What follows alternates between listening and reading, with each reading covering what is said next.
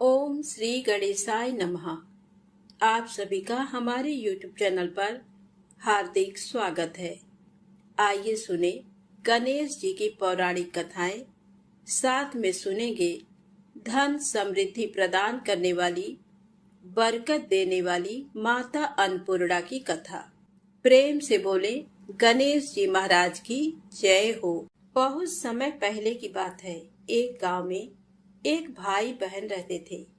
भाई बहुत गरीब था, पर उसकी बहन पैसे वाली थी।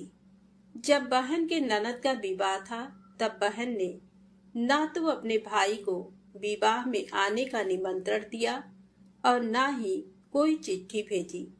भाई को बाहर वालों से पता चला कि उसके बहन के ननद का विवाह है। भाई ने अपने गांव वालों को बताया। तब गांव वालों ने अपने घर से चुनरी, बिछिया और साड़ी जैसा जिनसे बन पड़ा कन्या के लिए दिया। भाई सारा सामान लेकर बहन के गांव पहुंचा। बहन के घर जाने पर बहन की देवरानी बोली, भाभी जी, आपके भाई आए हैं। बहन ने पूछा, कैसे आए हैं और क्या पहना है? तब देवरानी ने कहा, पैदल आए हैं, फटी पगड़ी, फटी धोती पहने हैं।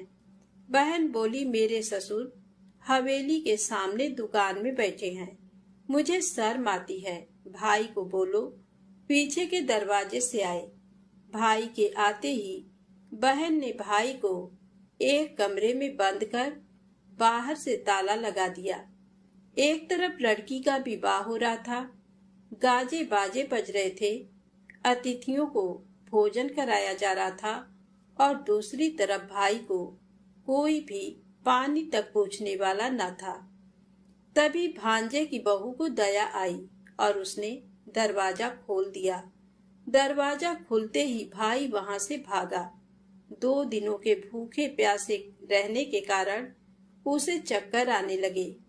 रास्ते में एक गणेश जी का मंदिर था, वहां जाकर गिर गया और रोते रोते गणेश भगवान को अपनी व्यथा सुनाई और बोला, हे गणेश जी महाराज, आज मेरी गरीबी के कारण से मेरी सगी बहन ने मुझे धिक्कार दिया। घर जाने पर मेरी पत्नी, मेरे बच्चे जब पूछेंगे कि विवाह से क्या मिठाई लेकर आए हैं, तो मैं क्या जवाब दूंगा? तब गणेश जी को उस पर दया आ गई और गणेश जी भगवान बोले, मेरे बगीचे से ककड़ी और तरबूज तोड़कर ले जा। तब भाई ने ककड़ी तोड़कर झोला भर लिया और अपने घर गया।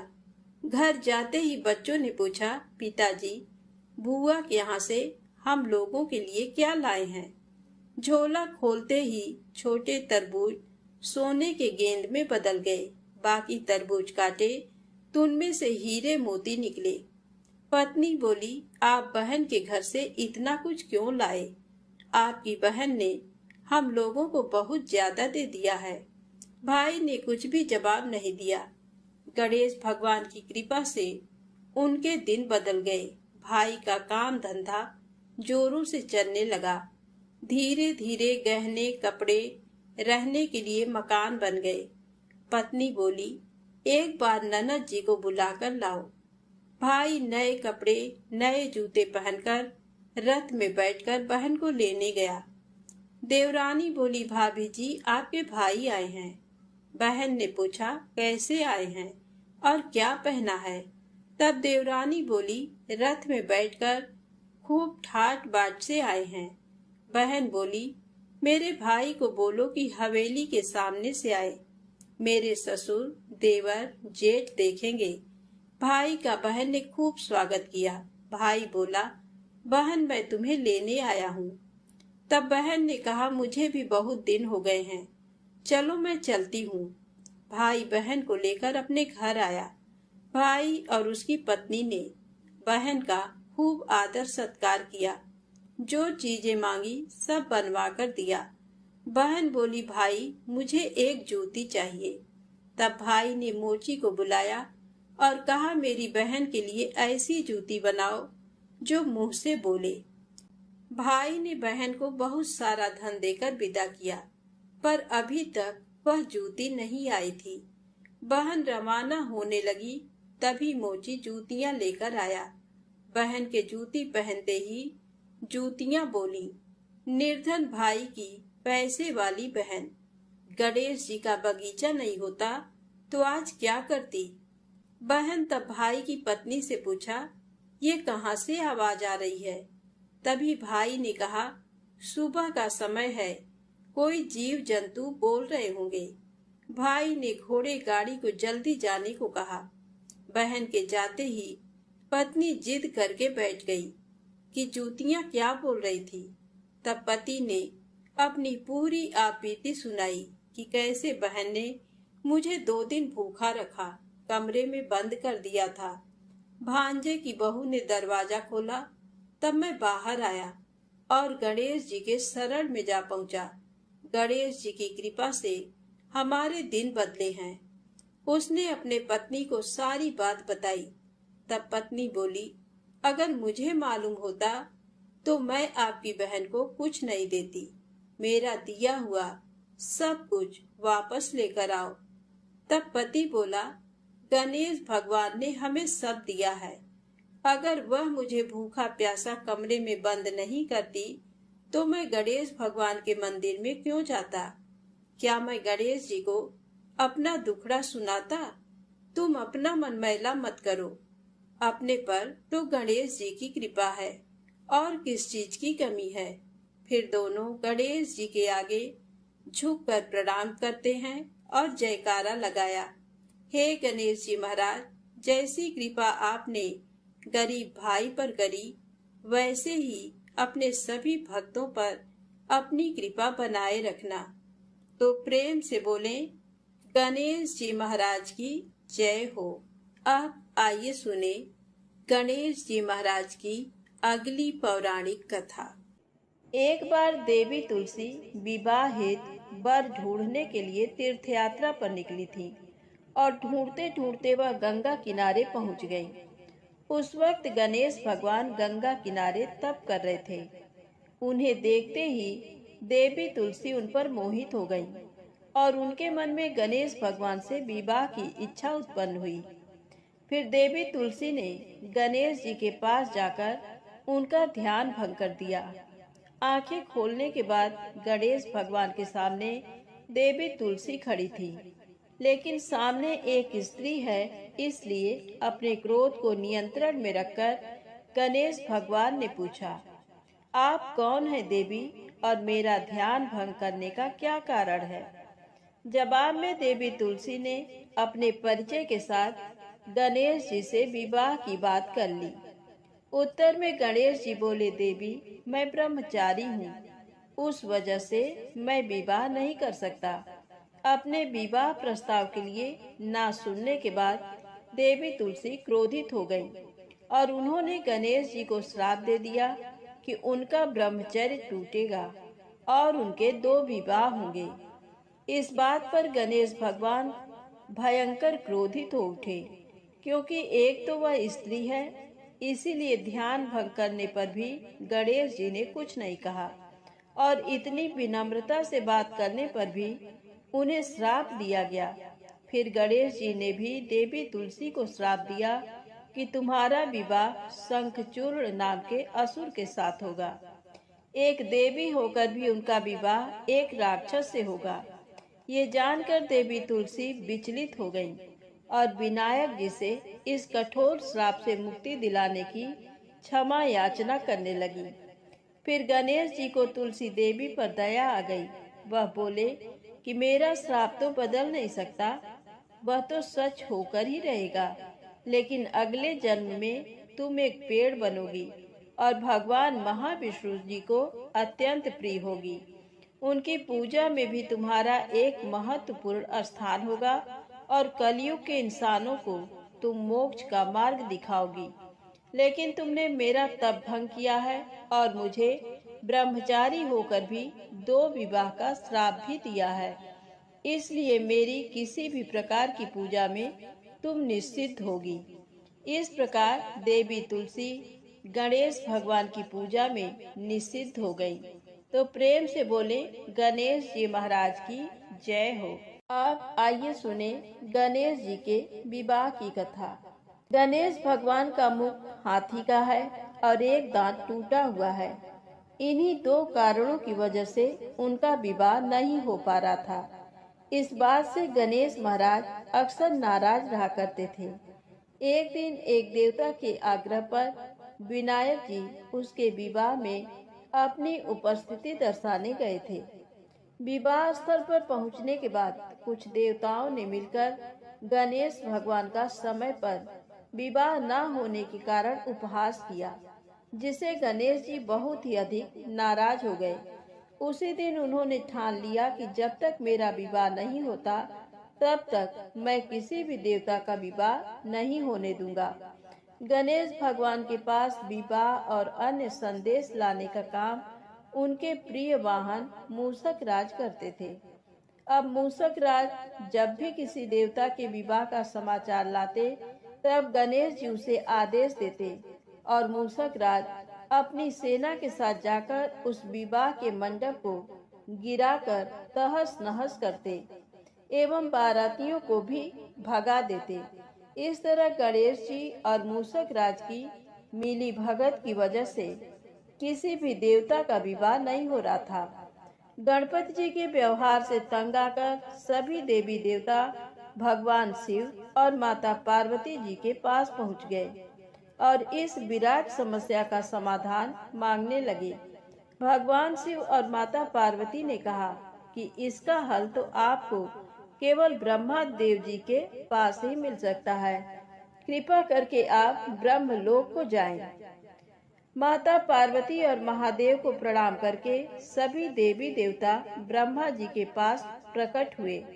देवताओं की समस्या को ठीक से सुनने के बाद ब्रह्मा जी ने अपनी योग शक्ति से दो कन्याओं का निर्माण किया। कन्याओं का नाम था रिद्धि और सिद्धि। वह दोनों ब्रह्मा जी की मानस पुत्रियां थीं। उन्हें लेकर ब्रह्मा जी गणेश महाराज के पास गए और उनसे अपनी पुत्रियों को ज्ञान एवं शिक्षा प्रदान करने का निवेदन करने लगे। ब्रह्मा देव जी का मान रखने के लिए एक दंत भगवान ने रिद्धि और सिद्धि को शिक्षा देना आरंभ किया।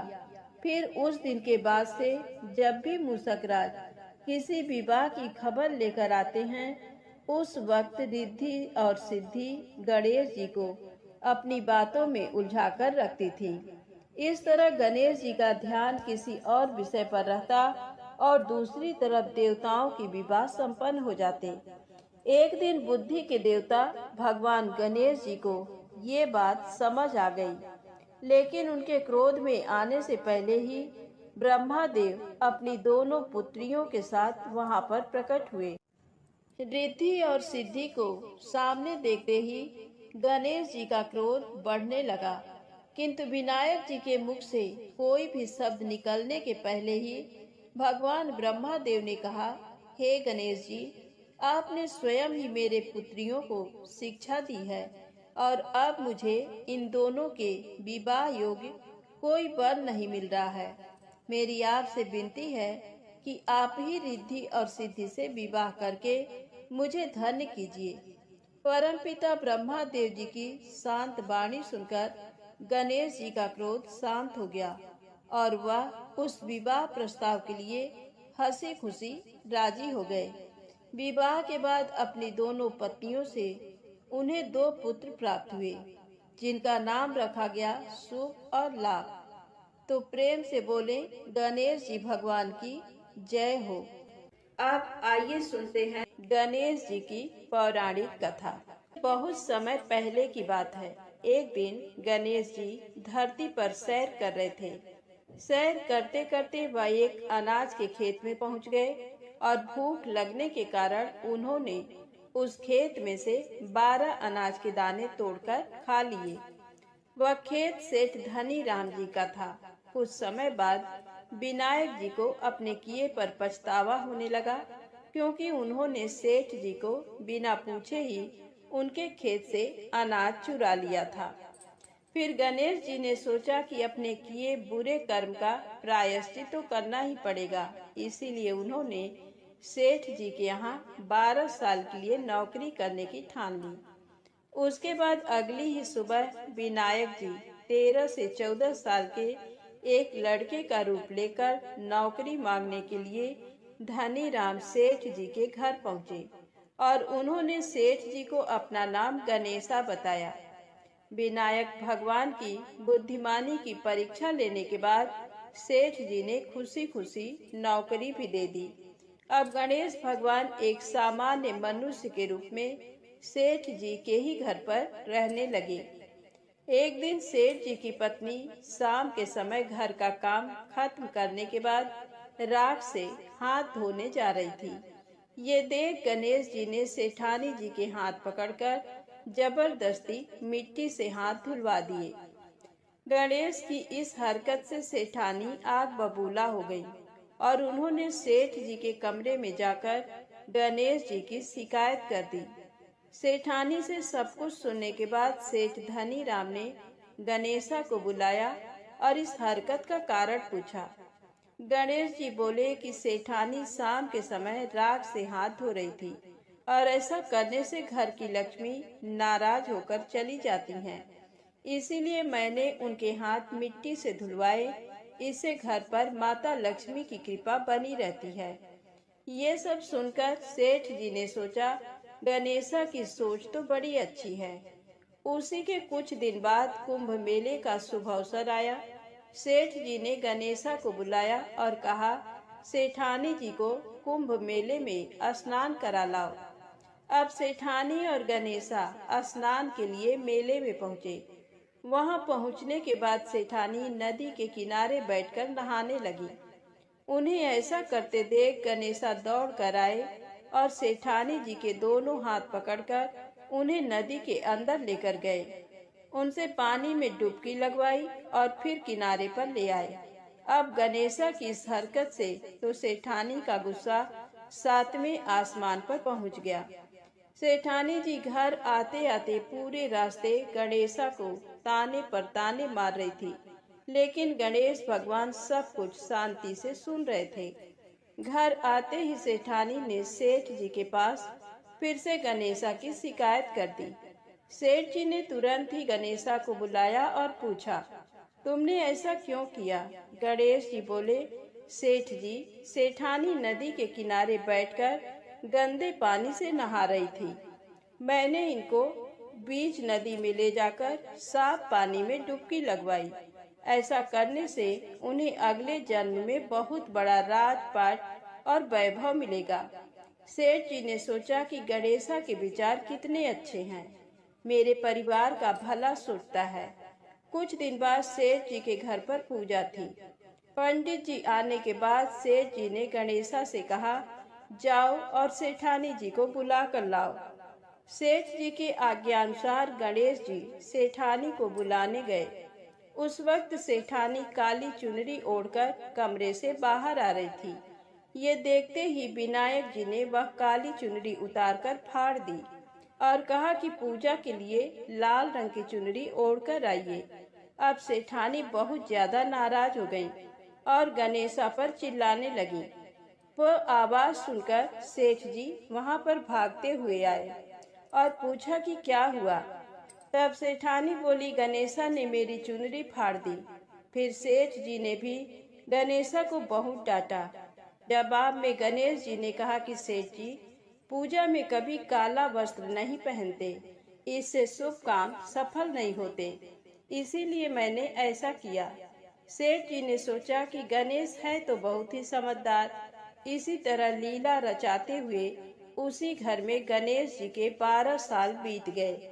फिर एक दिन सेठ जी ने नया कारोबार शुरू करने से पहले घर में पूजा रखी थी। पूजा करते करते उनको याद आया कि पूजा की सामग्री में गणेश भगवान की मूर्ति तो है ही नहीं। तब उन्होंने अपने नौकर गणेशा को पूजा घर से भगवान विनायक जी की मूर्ति लाने के लिए कहा। गणेशा बोला कि मुझे ही मूर्ति समझकर पूजा में विराजमान कर लो, आपके सारे शुभ काम सफल हो जाएंगे। ये बात सुनकर सेठ जी गुस्सा हो गए और बोले, गणेशा, तुम अभी तक सेठानी से मजाक करते थे, अब मुझसे भी करने लगे हो। उत्तर में गणेश जी ने मुस्कुराते हुए कहा, नहीं सेठ जी, मैं मजाक नहीं कर रहा, मैं सत्य वचन कह रहा हूँ।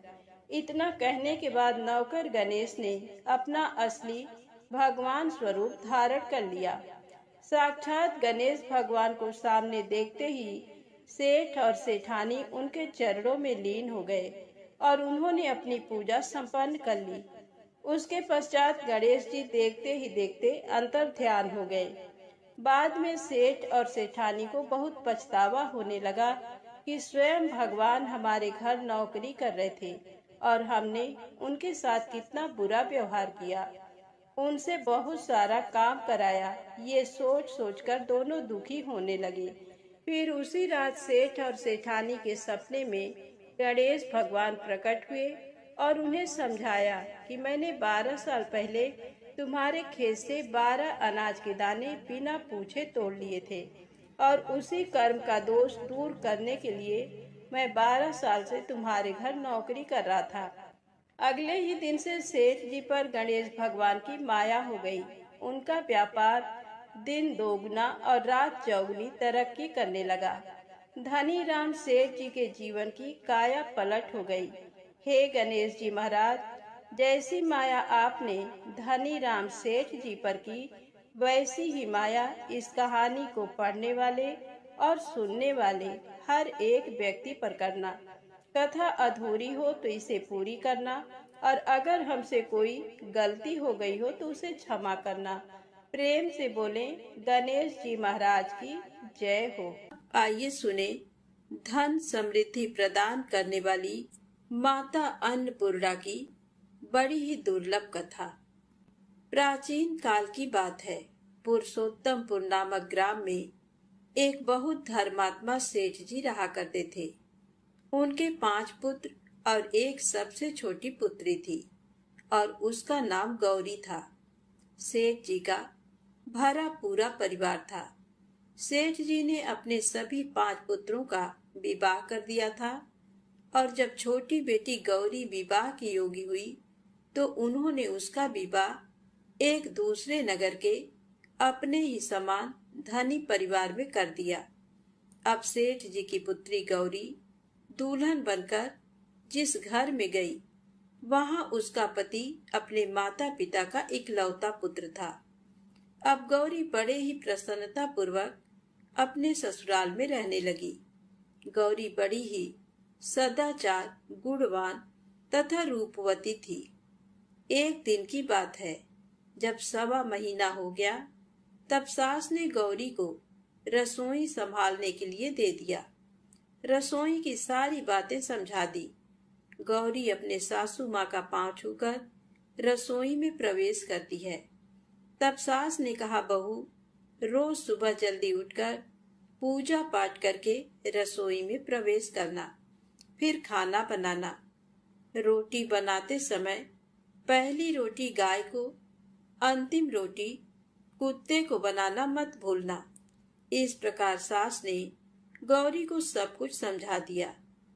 गौरी 4 लोगों के लिए खाना बनाती है और खाना बनाकर अपने पूरे परिवार को खिलाती है। जब अंत में खुद खाने के लिए बैठी, तब वह देखती है कि उसके लिए तो रोटी बची ही नहीं। अब क्या करे? वह चावल, दाल और सब्जी खाकर पानी पी लेती है। अब जब शाम होती है, तब गौरी ने सुबह से ज्यादा आटा लगाया और रोटी सब्जी बनाकर रख देती है।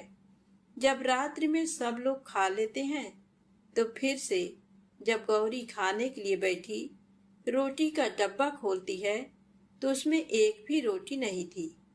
ये देखकर उसे बड़ा ही आश्चर्य होता है कि उसने तो सुबह से भी ज्यादा आटा लगाया था, लेकिन रोटियां बची ही नहीं। अब वह सिर्फ सब्जी खाकर पानी पीकर सो जाती है।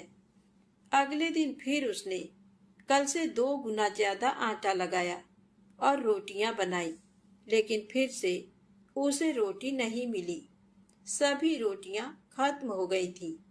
अब उस दिन भी आधे पेट खाना खाकर ही उसे रहना पड़ा। इसी प्रकार गौरी चाहे जितना भी आटा लगाती, रोटियां उसे नहीं बचती। ये हर रोज का काम हो गया था। वह सोचने लगी, आखिर कौन नहीं चाहता कि मैं रोटियां नहीं खाऊं, मेरा पेट ना भरे। गौरी इस आस में आटा ज्यादा गूंथती थी कि किसी न किसी दिन तो उसे रोटियां मिलेंगी, किंतु ऐसा नहीं होता है। ऐसा करते करते वह बहुत कमजोर दुबली पतली हो गई। तो दोस्तों, ऐसे ही एक दिन की बात है, जब गौरी रसोई में सब्जियां काट रही थी तो गलती से चाकू से उसका हाथ कट जाता है और वह रोटियां नहीं बना पाती। तो उसकी सासू माँ ने कहा, बहू रहने दो, आज मैं रोटियां बना देती हूँ। तो गौरी ने कहा, नहीं सासू माँ, आप आटा लगा दीजिए, मैं रोटियां बना दूंगी। तो दोस्तों, उस दिन सासू माँ ने आटा लगाया और फिर बहू को दे देती है। बहू रोटियां बनाकर तैयार कर देती है। घर के सभी सदस्य रात के समय जब खाना खाने लगते हैं, सब लोग जब खाना खा लेते हैं, तब बारी आती है गौरी की। तो वह बहुत दुखी मन से खाना खाने बैठती है। वह सोचती है, आज तो सासू माँ ने आटा गूंथा है, वह भी बहुत कम। आज तो मेरे लिए रोटियां बची ही नहीं होंगी। ये सोचकर बहू मन ही मन बहुत दुखी होती है। किंतु जब वह रोटी के डब्बे को खोलती है तो उसने देखा कि उसमें 4-5 रोटियां पड़ी हैं। ये देखकर बहू बहुत खुश होती है। अब क्या था, ऐसे ही 7 दिनों तक बहू की सासू माँ ने आटा गूंथा और बहू रोटियां बनाती थी और बहू को रोज रोटियां मिलने लगी। इन 7 दिन बहू ने भर पेट खाना खाया। जब 8वां दिन आया तो बहू का हाथ भी ठीक हो गया था। तब सासू माँ ने कहा कि गौरी बेटा, क्या मैं आज आटा गूंथ दूं या फिर तुम आटा गूंथ लोगी? तब गौरी ने कहा, नहीं माँ, मेरा हाथ अब ठीक हो गया है, मैं आटा गूंथ दूंगी। उस दिन गौरी ने आटा गूंथा और रोटियां बनाई, सबको प्रेम पूर्वक खाना खिलाया।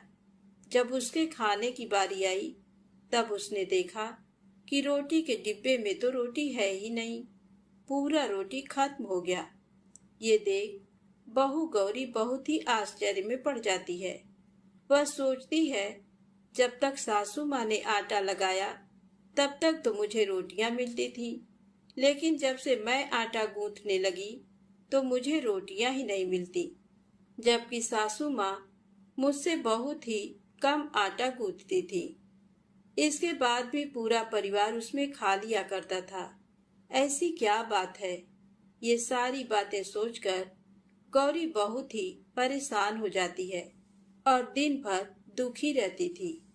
एक दिन की बात है, गौरी के पति ने गौरी से पूछा कि गौरी, तुम इतना उदास क्यों रहती हो? इतना सारा धन संपत्ति सब तुम्हारा ही तो है, तुम्हें रोकने टोकने वाला कोई नहीं है। तुम अपने मन से अपने पसंद का भोजन बनाकर खा सकती हो। तुम दिन प्रतिदिन इतनी कमजोर कैसे होती जा रही हो? गौरी ने लाज और संकोच से अपने पति को कुछ नहीं बताया। तब उसके पति ने सोचा कि शायद उसकी पत्नी को उसके माता पिता की याद आ रही है। इसीलिए अगले दिन गौरी का पति अपने माता पिता से कहता है कि पिताजी, मुझे लगता है कि गौरी को उसके माता पिता की याद आ रही है।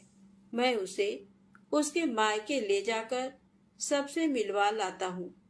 अपने बेटे की बात सुनकर गौरी के सास ससुर तैयार हो जाते हैं और उसे जाने की अनुमति दे देते हैं और कहते हैं, बेटा, यदि बहू को अपने माता पिता से मिलकर प्रसन्नता होती है तो अवश्य ही तुम उसे उसके मायके ले जाओ। अब गौरी का पति अपने पत्नी को लेकर उसके मायके जाता है। दामाद और बेटी को देखकर उनका बहुत ही आवभगत होता है। तरह तरह के व्यंजन बनाए जाते हैं, खिलाए जाते हैं, बहुत सेवा सत्कार होता है। उसी दिन रात्रि में समय मिलने पर गौरी की माँ ने अपनी बेटी को कोने में ले जाकर पूछा, बेटी, तुम इतनी दुबली पतली कैसे हो गई? तुम तो बहुत ही कमजोर दिख रही हो। क्या बात है? तुम्हें कौन सी बात खाई जाती है? क्या तुम्हारे ससुराल वाले तुम्हारी चिंता नहीं करते, तुम्हें दुख देते हैं? या ऐसी कौन सी बात है जिससे तुम्हारी ये दशा हो गई है? अपनी माँ की बातें सुनकर गौरी अपनी सारी परेशानी, सारी चिंताएं, सब कुछ बताती है। अपनी बेटी की बात सुनकर गौरी की माँ ने कहा, बेटी, हमें लगता है माता अन्नपूर्णा तुमसे नाराज हो गई हैं। इस विषय में तो मैं कुछ नहीं कर सकती, क्योंकि तुम्हारे ससुराल में हमारा बोलने का कोई अधिकार नहीं है। इसीलिए मैं तो कहूंगी कि तुम यहाँ से जाने के बाद इस विषय में अपने सास और ससुर से बात करना। वही कुछ हल बताएंगे और तुम्हारी समस्या का समाधान होगा। बेटी, माँ अन्नपूर्णा जिससे नाराज होती हैं, उसके साथ ऐसा ही होता है। अब अपनी माँ की बातें सुनकर गौरी निश्चय करती है कि वह सारी बातें अपने सासू माँ से कहेगी। अब जब सुबह का समय होता है तो गौरी अपने माता पिता से विदाई लेकर अपने ससुराल आ जाती है। ससुराल आने के बाद वह अपने सास ससुर और पति से सारी बातें कह सुनाती है। वह कहती है, माँ जी, जब से मैंने रसोई संभाला है, मैं खाना बनाती हूँ, तब से मुझे एक भी दिन रोटियां नहीं बचती। मैं बिना खाए ही सो जाती हूँ। किसी किसी दिन पानी पीकर सो जाती हूँ। किसी किसी दिन चावल सब्जी खाती हूँ। रोटी तो मुझे मिलती ही नहीं है। और माँ जी, आपको याद है, मेरा हाथ कटा था, तब आप उस समय आटा गूंथा करती थी, और वह भी बहुत कम। फिर भी मुझे रोटियां बचा करती थी और मैं भर पेट खाना खाती थी। लेकिन अब जब मेरे हाथ का घाव ठीक हो गया, तब से मैं फिर से आटा गूंथने लगी और रोटियां बनाने लगी। अब मुझे फिर से रोटियां नहीं बचती। मैं आधे पेट ही खाना खाती हूँ। अपनी बहू की बातें सुनकर सास को सब कुछ समझ में आ गया। उसने कहा, बहू, ये शायद मेरी ही गलती है। मैंने तुम्हें सब कुछ बताया, सब कुछ सिखाया, लेकिन एक बात तो बताना भूल ही गई। ऐसा कहकर सास अपनी बहू का हाथ पकड़कर गौरी को रसोई में ले जाती है। एक परात में आटा निकालकर उस आटे को अच्छे से गूंथती हैं। गूंथने के बाद उस गूंथे हुए आटे पर अपने उंगलियों के 5 छाप लगा देती हैं और कहती हैं, बहू, ये माँ अन्नपूर्णा का छाप होता है, उनका चिन्ह माना जाता है। आटा लगाने के बाद कोई भी स्त्री इस तरह छाप लगाती है तो उसके घर में बरकत होती है। इसका अर्थ ये है कि माँ अन्नपूर्णा की कृपा सभी परिवार वालों पर बरसे और कोई भी सदस्य भूखे पेट ना सोए। बहू, मैं तुम्हें ऐसा बताना भूल गई। आज से तुम आटा लगाते वक्त आटे पर अपना 5 छाप, 5 उंगलियों का छाप छोड़ देना और माँ अन्नपूर्णा तुम्हारे ऊपर अवश्य ही कृपा करेंगी और तुम कभी भी खाली पेट, भूखे पेट नहीं सोओगी। ये बरकत का चिन्ह होता है। अब अपने सासू माँ की बात सुनकर बहू हर रोज आटा गूंथती और फिर उस पर अपने 5 अंगुलियों की छाप छोड़ देती और फिर रोटियां बनाती। अब बहू को भी हर रोज रोटियां मिलने लगी। वह पेट भर भोजन करने लगी और स्वस्थ भी हो गई। माँ अन्नपूर्णा की कृपा उस पर बरसने लगी। उसके हाथ में माँ अन्नपूर्णा का वास हो गया। घर पर कोई भी सदस्य भूखा नहीं रहता और जो कोई मेहमान आता या कोई भी भीख मांगने के लिए भिक्षुक आता, उसे भी वह खाना खिलाकर ही घर से विदा करती। इस प्रकार बहू के ऐसा करने से उसके घर में बरकत होने लगी, अन्न की वर्षा होने लगी। तो दोस्तों, आटे को कूटकर उस पर 5 उंगलियों का छाप लगाना हमारी पुरानी परंपरा है। ये माता लक्ष्मी और अन्नपूर्णा माता का चिन्ह माना जाता है। ऐसा करने से माता अन्नपूर्णा सदा प्रसन्न रहती हैं और घर वालों पर अपनी कृपा दृष्टि बनाए रखती हैं। हमारे पूर्वजों से लेकर अब तक ये परंपरा चली आ रही है। सभी माताएं बहनें अपने 5 अंगुलियों की छाप आटे पर अवश्य ही लगाती हैं और माँ अन्नपूर्णा से प्रार्थना करती हैं कि सबका पेट भरना, सबका कल्याण करना और घर में अन्न धन की वर्षा करना। तो प्रेम से बोले, अन्नपूर्णा माता की जय हो। ओम नमः शिवाय। जय माता दी, जय भोलेनाथ।